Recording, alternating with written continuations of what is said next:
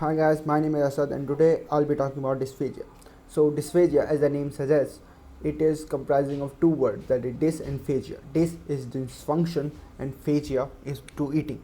Now dysphagia covers your swallowing difficulties, and the main symptoms you will see are pneumonia and weight loss. Now moving on to the eating problems, we must know the process of swallowing. It may look continuous, but it is actually divided into three phases: oral, pharyngeal, and esophageal. So let's talk about these phases. Now moving on to the phases, we have oral phase firstly. Now this phase begins when food is placed in the mouth and moistened with saliva. The enzymes in saliva act on it and partially digest it. Now the second phase is pharyngeal phase, and as the food reaches the pharynx, your special sensory nerve activate the involuntary phase of swallowing.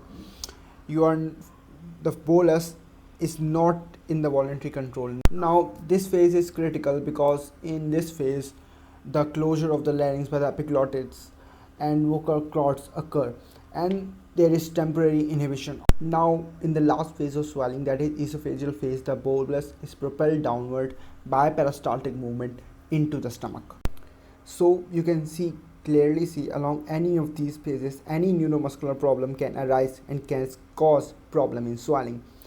Now there are two types of your dysphagia: oropharyngeal dysphagia, that is neuromuscular, and esophageal dysphagia. So moving on to the causes of dysphagia.